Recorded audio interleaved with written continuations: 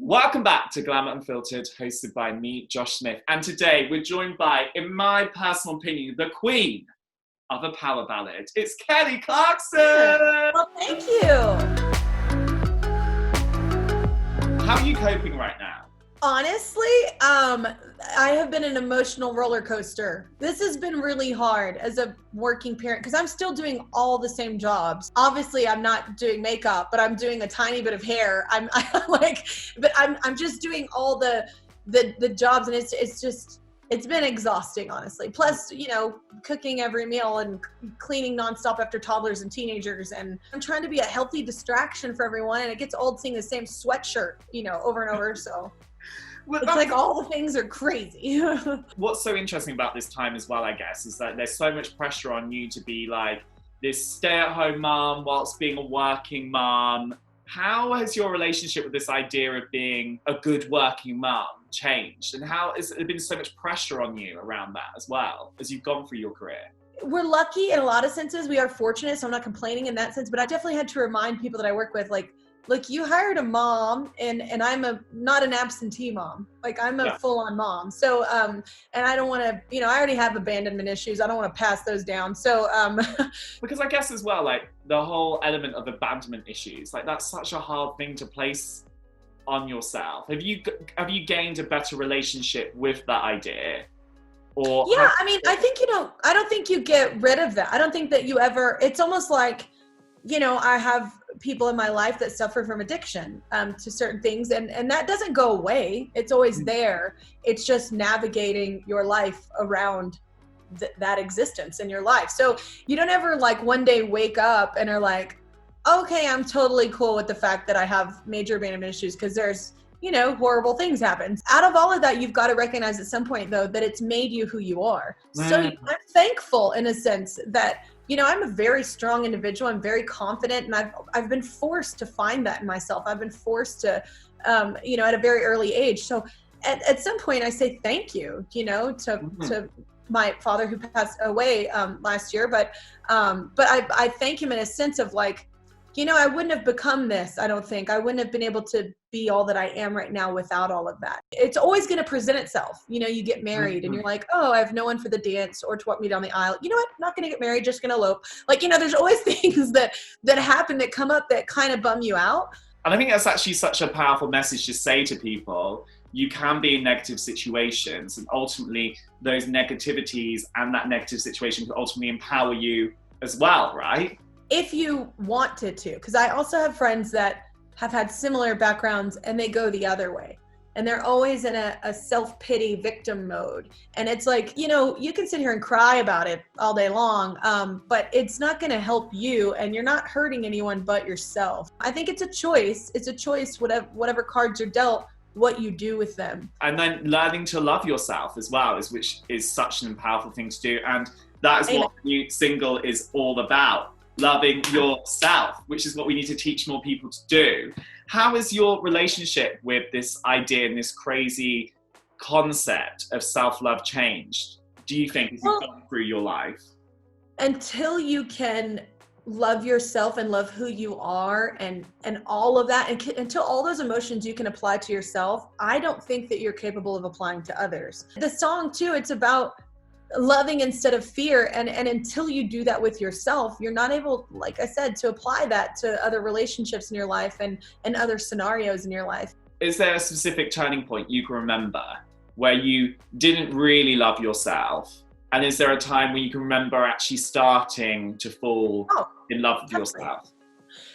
This is going to sound so silly, but sometimes it's the silly circumstances that turn things around. But I was actually in high school, and I always auditioned for things, and I worked really hard. I just didn't get this thing that I was going for, and somebody that got it was very beautiful and very not good at what they were doing, and it was kind of a hard lesson to learn. I did everything right. I worked so hard. I did it, and just because of my aesthetics, I didn't get it, and I thought that was such a weird thing, because it wasn't a job for modeling. So it kind of threw me for a loop, and I went into this very depressed state for I don't know, a few months of like my high school life. And you know, it seems so silly now as an adult thinking back, but when you're a kid, those things are so momentous and so huge. And I was like, so I didn't get it because I wasn't pretty enough or skinny enough or what enough? Like, I was like, wait, what? But that wasn't the point. It was a vocal thing. And months later, I realized I'm never gonna, you know, you're not always gonna get what you want, even if you deserve it. And that's okay. And maybe it wasn't what I was supposed to get. And maybe I got something else because it made me work harder. So I think that point, I know it sounds incredibly silly, but it was a thing that I kind of learned early on, that everything isn't always fair, but it's just what happens. And your character is what you do with that. One of the annoying things about being in this industry, being in this music industry, even now, even in 2020, like if we look at the Adele example, for instance, like what's happened in the last couple of days, it's like, oh my God, she's lost all this weight, like how amazing. There's still so much pressure that's put onto women to validate them by how they look. When it's actually, no, darling, she was beautiful then, she's beautiful now, always gonna be beautiful. How has that changed for you? And how's that discussion occurred? Well, it's interesting. I felt more pressure from people actually when I was thin, like when I was really thin and like not super healthy, like in that sense, because I just was worn out and just working so hard and not keeping healthy habits. But I felt more pressure. I mean, it was more of like, you know, magazines shoved in front of you and like, this is what you're competing with and we've got to compete with it. And I'm like, I can't compete with that. Like, that's not even my image. Like, that's not who I am. Like, that's who they are. That's what art is. We're all different. Like, and it's okay. And I fought more when I was thinner than I do now. Cause now I just walk in and I just look and I'm like, I dare you to say something. I'm like, look, I'm happy in my life. I'll work on me in my time. And that's who I am. And that's okay. But I think that honestly, it's up to artists to really push back. It's up to people in the limelight to push back and go, look, I'm cool with you not being okay with this, but you know, this is who I am. I honestly, at my heaviest point, I was hired to be on The Voice. I got like on the #1 television show at my like heaviest point. And it's like, cause right after I had kids and it was like, you know, they didn't care. So I think it's really up to artists to force people to have that mentality. Yeah, for sure. So were people like, I'm actually just, this is blowing my mind, that people actually used to put magazines in front of your face and be like, you need to be like this. Like naked. Like there would be like a chick naked, like on the cover of it. Like, I'm not joking, like literally naked. And I was like, okay, unless I'm doing an SNL skit and this is a comedy thing, I'm never going to pull that off. Like even in, not because of my aesthetic, like even in my thinnest, most fit moment, it's just not my personality to be like naked on the front of a magazine. Now, mind you, my husband will tell you, I am totally okay with nudity. I think it is a beautiful thing. I think all of our bodies, like whether you're male or female, we are very beautiful beings. I have no problem with it. But I do have a problem with someone chasing what they think is popular and what is going to get them played. It's kind of like the lessons you learn in high school actually set you up to be able to not let this stuff overwhelm you in later life, right? It really did help shape me and shape what I really care about. And I think learning that lesson early on really, you know, benefited me because I could look at people and go, I don't care how much money you're going to offer me. I'm not doing it. Like, I don't want to do that. That's not who I am. And it's not who I want to be. Can you remember saying no to something and Absolutely. Then one of those things was and how it then actually became a really amazing beneficial for you to say a no? I do write a lot of my music, but I also I have great relationships with writers as well. And I love other writers and I love singing songs that I don't write. So, but there have definitely been many circumstances where they're like, literally, I've been called a stupid bee for not recording the songs. You're so stupid. I don't understand why you don't see this. You should just shut up and sing what we tell you to sing. And I'm like, okay, cool.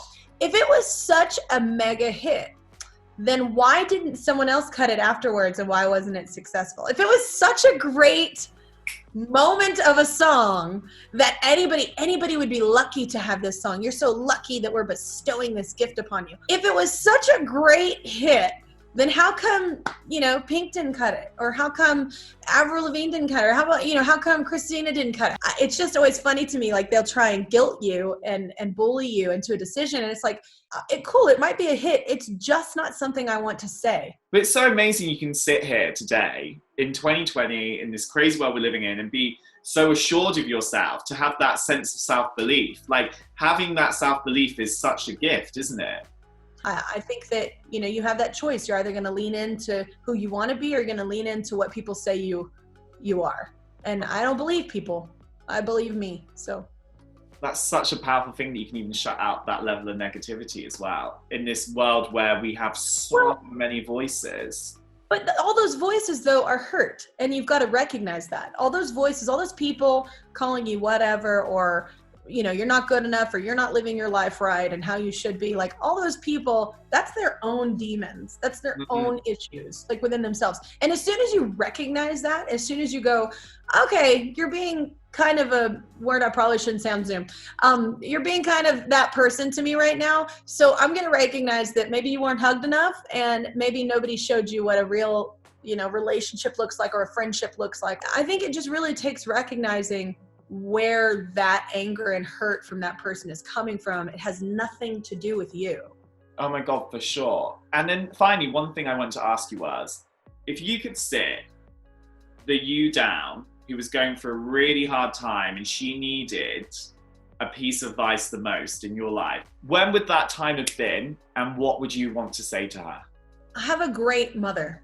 And in the sense that she's the perfect mother for me. Me calling her, I can think of a situation. I was exhausted, and it was, I don't know, 2005. My mom happened to call me, and I was literally driving myself to the airport in LA going, I'm done. Like, I was a really good waitress, and I'm done.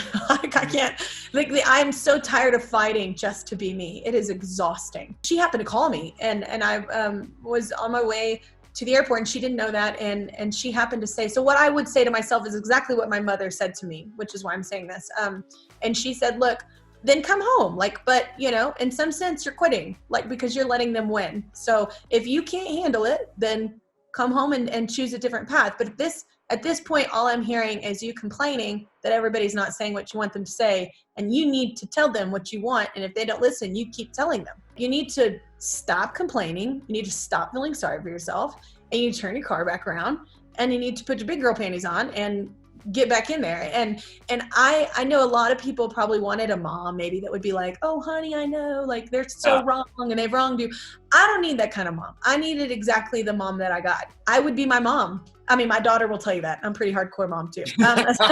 So I'm pretty much like that as well. So I would tell myself exactly what my mother told me, and I'm very grateful for her. Thank God you put those big girl knickers on, because you put hit after hit after hit. I forgot that y'all call them knickers. That's my favorite thing.